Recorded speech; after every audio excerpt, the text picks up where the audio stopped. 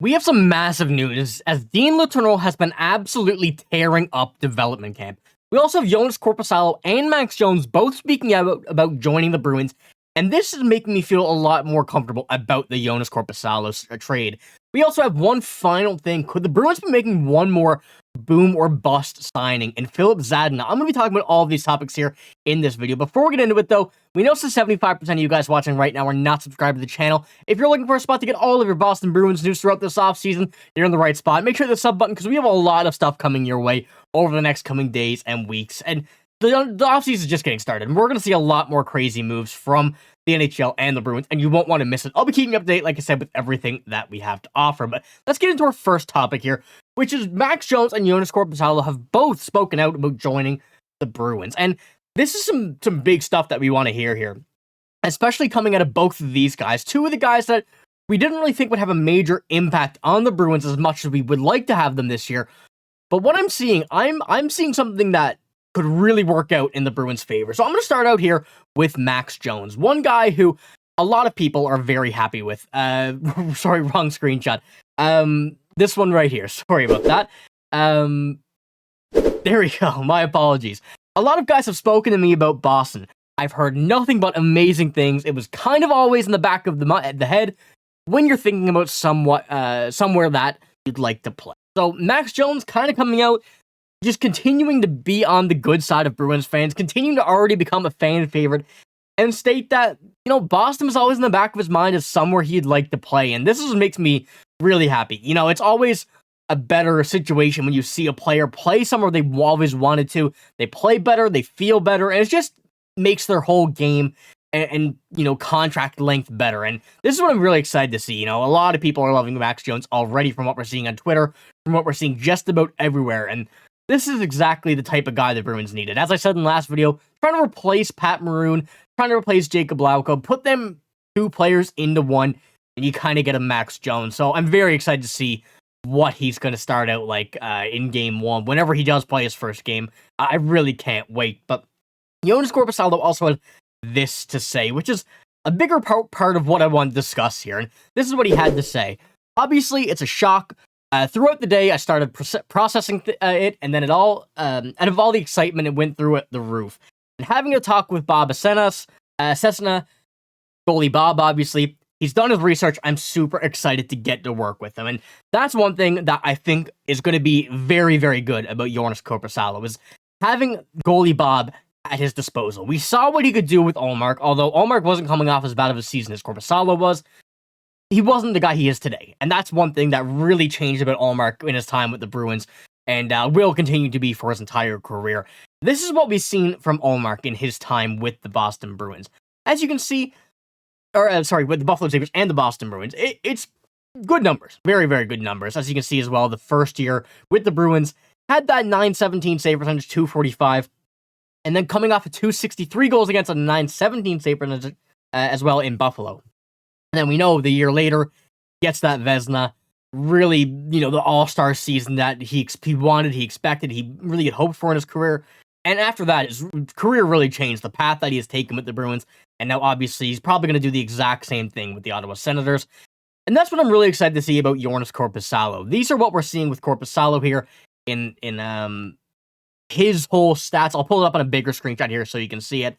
A very tough year with Ottawa in that last win. But as you've seen, with LA in the previous season, only 11 games after that trade, but he played really well in those 11 games. And I'm really hoping goalie Bob can bring him back out to this type of player that we know, the goalie that we know, and the potential that we can see in Joonas Korpisalo, because by no means is he a bad goalie. He had a tough year last year, but from what we've seen of him in his career, his quite lengthy career at this point, he has a lot of potential, and I'm very excited to see what he could pull off. And, the Bruins have a few options here with that contract. The cap is going up. It's still under a few more terms, and if he can become a better goalie under goalie Bob, we could use him as a big trade piece, similar to what we did with Ullmark. And this is creating a lot of opportunities for Boston, but it still is yet that it needs to happen. This needs to be a season that he'll get back under his feet and become a very good goalie and just kind of recover from last year. That was really what threw him off. And we kind of got to move on from that. And one thing I'm quite excited to see as well what Korpisalo can do in year number 1 with the Boston Bruins. But let's head on to our number 2 topic, the big one that I want to discuss. The big one being pretty legit too. Dean Letourneau has been tearing up development camp as the time has gone on throughout and ended today. But I have a few clips I want to show you guys from development camp today. They kind of had a bit of fun, a few scrimmages, a few breakaways and stuff here in this game. But Dean Letourneau had a few things to say about it. So I'm first going to pull up this little video here. As you can watch, current little breakaway coming in, an absolute dangle from the big man. A guy like that at 6'7", you could not expect to be able to handle the puck like that. But that's what we knew. That's what we've seen coming out of the draft. And that's one thing I was very excited to see in Boston. We have another one here. This one's like 3-on-3 scrimmage. Picks off the puck, comes up and absolutely dangles the goalie for another beautiful goal. Another number 97 in the NHL, and this one could be a special one, folks. But, you know, from what we've seen in dev camp, we've been hearing a lot about him above pretty much every other player, including, you know, Poitras being there. And this really shows a lot to me, and I'm very excited to see what he can do. And this is what he had to say to the Boston Bruins Twitter media afterwards. He says, I just need to get a little stronger. Playing against older and stronger guys can't get pushed around out there. So putting on a little more weight going to be going in the soft season is going to be a big help to my game. And you know, this is exactly what we wanted to see out of Dean Letourneau. Get a bit stronger. Obviously, sorry about that. Obviously, playing at the that college level, that early prep school level, not playing against the biggest guys. Heading into Boston College next year, he's going to get a real taste of, you know, another next level talent. And this is exactly what we want to see. Put some muscle on, get used to the harder, the stronger game. And we're going to see a lot of Dean Letourneau over the next coming year or so. And this is exactly what we wanted to hear from him, what we wanted to see from him. And if we've seen this at development camp, I can't wait to see what he does with Boston College, because I just can't, I have no words for him, to be honest with you. I'm just so excited of how he's going to play, how it's going to turn out. And I'm telling you, keep an eye on him. Keep an eye on him. I'll be keeping an eye on him here and keeping you guys updated, but in your own time too. You're going to want to just kind of browse what he has to do, because it is going to be special. But let's head on to our third topic here and final of the videos.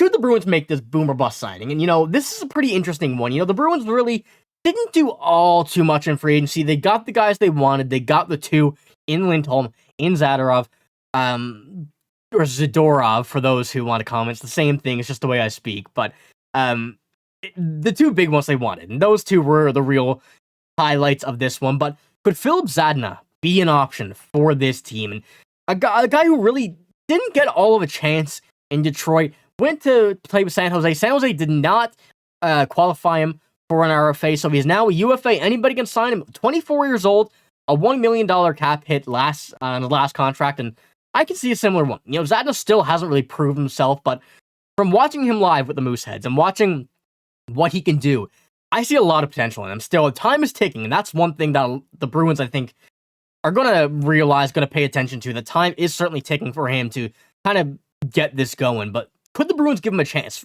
He's a very good goal scorer, all-star talent, and with the force that we have right now, we still don't know about Fabian Lysell, and I think that he could be a great replacement. Zadina still has that NHL level. Probably not the top six that we once thought he was, the elite, the first line winger that he could have been, but I think this could be an option for the Bruins to kind of get a bit more depth. You know, that's one thing the Bruins are lacking, is veteran depth. They lost a lot of it. Another one that could be brought in, considered a veteran. You know, I dig it. Let me know what you guys think, because I might be going crazy here with this one, but I certainly do like it. And as you can see from his stats, really hasn't found that NHL potential that he was supposed to be given, I guess you could say, at the draft, when he was drafted 6th overall in 2018 by the Red Wings. But with that Mooseheads year in 17-18, 44 goals, 38 assists, that player is still not the one we have yet to see in the NHL. And I still think that could be reached. I think the Boston Bruins would be the ideal location for him to be able to unlock that potential and get it. So let me know what you think. Do you think I'm crazy, or do you think this could be a viable signing for the Bruins? But let me know. You know, that's all I got here in this video. If you did enjoy it, give it a like, hit the sub button. But I'm signing out. Thank you for watching. Hope you have a great day. See you later.